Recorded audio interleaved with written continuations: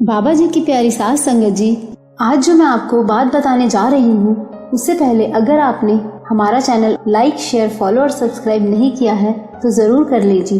साथ में bell icon भी ज़रूर प्रेस करें जी, और लाइक करना बिल्कुल ना भूलें जी। आज जो मैं आपको बात बताने जा रही हूँ वो पूरा सुनना है और बड़े ध्यान से सुनना है जी। बाबा जी कहते हैं, नानक दुखिया सब संसार, सो सुखिया जो नाम आधार। जब कलयुग में चारों तरफ कलयुग खींच रहा हो अपनी तरफ, उस खिंचाव में भी अपने मन को जो गुरु के चरणों से जोड़ ले वो है सच्चा सूरमा। नाम की ताकत को देखिए। इस कलयुग में कलयुग गुरु नानक पातशाह के पास आया था। ये घटना अंकित है जन्म साखी में। जब कलयुग गुरु नानक पातशाह के पास आया तो उसने बाबा जी से कहा, आप हीरे जवाहरात का महल ले लो, मैं जवाहरात से भरा महल आपको बना के दे देता हूँ, पर लोगों को नाम जपाना छोड़ दो। पास में मर्दाना जी बैठे हुए हैं। तो उन्होंने कलयुग से सवाल किया कि तू हमें कहता है कि रत्नों के महल बना देगा, ये जो चादर तूने खुद लपेटी हुई है वो तो जगह जगह से फटी हुई है, छेद ही छेद है इसमें। तेरे पास तो अपने लिए एक चादर तक नहीं है, चादर भी ऐसी जो पूरी फटी हुई है, और फटी हुई चादर पहन के बैठा हुआ है और हमें कहता है मोतियों के महल बना देता हूं। तो कलयुग कहने लगा, ये आलस की चादर है, ये आलस की चादर मैं अमृत वेले सारे संसार पर डाल देता हूं। ये सच्ची बात है साथ संगत जी, आप नोट करके देखना। उदाहरण के तौर पर हॉस्पिटल में जो मरीज सारी रात तड़पते रहते हैं ना, 3 बजे वो भी सो जाते हैं, उन्हें भी नींद आ जाती है। यह है आलस की चादर का असर कि अमृत वेले भी जागता न रह जाए। तो कलयुग कहता है कि ये चादर मैं पूरे संसार पर डाल देता हूं कि कोई उठकर नाम न जपे, पर जो नाम जपने वाले सिख हैं वो चादर को फाड़ कर बाहर निकल जाते हैं। इसीलिए ये चादर जगह जगह से फटी हुई है। कलयुग का ये जोर है कि आप कोई गलत काम करने जाओ तो 100 लोग आपके सपोर्ट में आ जाएंगे, और आप एक नेक काम करने जाओ तो 100 लोग आपके ऑपोजिशन में खड़े हो जाएंगे। और जिस काम के लिए मालिक खुद आगे आ जाए उस काम को भला कौन रोक सकता है। आपको नहीं पता कि गुरु ने आपको क्या दे दिया है। हीरे का मूल तो जौहरी ही जानता है, हर कोई नहीं। नाम ही साथ जाएगा और कुछ नहीं, ये घड़ियां ही साथ जाएंगी, बाकी जो भी आप जीवन में कर रहे हो कुछ साथ नहीं जाएगा। भजन सिमरन ही साथ जाएगा। आपका हिसाब देते वक्त ये नाम ही साथ होगा। यही घड़ियां आपको छुड़ाएगी। जय मात पिता सुत मीत न भाई, मन ऊहा नाम तेरे संग सहाई।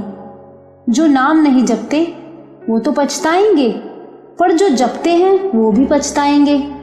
तो यहाँ बाबा जी से सवाल किया कि जो नाम जपते हैं वो क्यों पछताएंगे। वो इसीलिए पछताएंगे क्योंकि उन्हें जब नाम की कीमत का पता चलेगा कि नाम की कीमत इतनी ज्यादा है तो हमने ज्यादा क्यों नहीं जपा, वो इसीलिए पछताएंगे। बाबा जी मेहर करें हमें कभी पछताना ना पड़े। आजकल की जनरेशन है, इनके दिमाग में बहुत क्वेश्चन होते हैं। ये अच्छी बात है कि हर सवाल को समझने की जिज्ञासा होनी चाहिए, पर तर्क नहीं होना चाहिए। नाम जपने से सुख कैसे मिलता है। वाणी कहती है, सुख दुख इस मन की बिरथा। इसका मतलब यह है कि सुख और दुख इस मन की अवस्था का नाम है सिर्फ। सुख और दुख होता ही नहीं। अगर मन की अवस्था बदल जाए तो वही दुख सुख लगने लगता है, और मन की अवस्था गिर जाए तो सुख भी दुख लगने लगता है। और नाम क्या करता है, सोचने का तरीका ही बदल देता है। परिस्थिति वही है पर सोचने का तरीका बदल जाता है। परिस्थिति नहीं बदलती, मनोस्थिति बदल देता है। दृश्य नहीं बदलता पर दृष्टि बदल देता है। इसी पर एक घटना है। हजरत मोहम्मद साहब को पता चला कि उनका एक शिष्य दूर इलाकों में व्यापार करने जाया करता है। अचानक उसने व्यापार करना बंद कर दिया, घर में बैठ गया। 5 वक्त का नमाजी, पर उसने काम करना बंद कर दिया। हजरत साहब उसके घर गए और पूछा, भाई क्या बात है, तू तो व्यापार करने जाया करता था दूर दूर देशों में, बड़ा कारोबारी है तू, अपना काम क्यों छोड़ दिया तूने? साध संगत जी, बड़े ध्यान से सुनना अब इस घटना को, एहसास हो जाएगा कि मनोस्थिति कैसे बदलती है।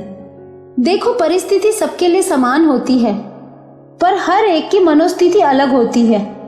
एक के लिए वो दुख बन जाता है और दूसरे के लिए वो सुख बन जाता है। बाबा जी भी इंग्लिश में एक कोट हमेशा बोलते हैं, one man's food is another man's poison.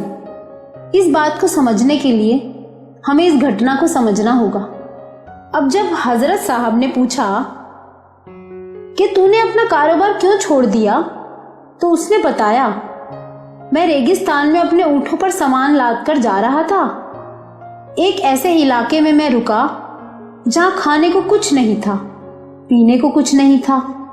हमारा काफिला वहां रुका, सैकड़ों मील तक, दूर दूर तक कुछ वहां खाने पीने को नहीं था। पर मैंने देखा कि वहां पर एक लंगड़ी चिड़िया है जिसके पंख भी टूटे हुए हैं, वो उड़ नहीं सकती। मैं हैरान हुआ, यहाँ कुछ खाने को नहीं है, पीने को नहीं है, तो ये जीवित कैसे है? मैं काफी समय तक देखता रहा कि ये जीवित कैसे है, और कुछ देर बाद क्या देखता हूँ, एक दूसरी चिड़िया ने उसके मुंह में खाना डाला। मैं देखकर हैरान रह गया और मालिक के शुक्राने में ही डूब गया कि हे मालिक, यहाँ कुछ दूर दूर तक खाने पीने को नहीं है, पर तू उसके मुंह में दाना भेज रहा है। ये तेरे आसरे बैठी है और इसे अगर बैठे बिठाए भोजन मिल रहा है तो मैं काम क्यों करूं? इसीलिए मैंने काम करना बंद कर दिया। मुझे खुदा पर विश्वास है कि वो मुझे बैठे बिठाए भोजन देगा।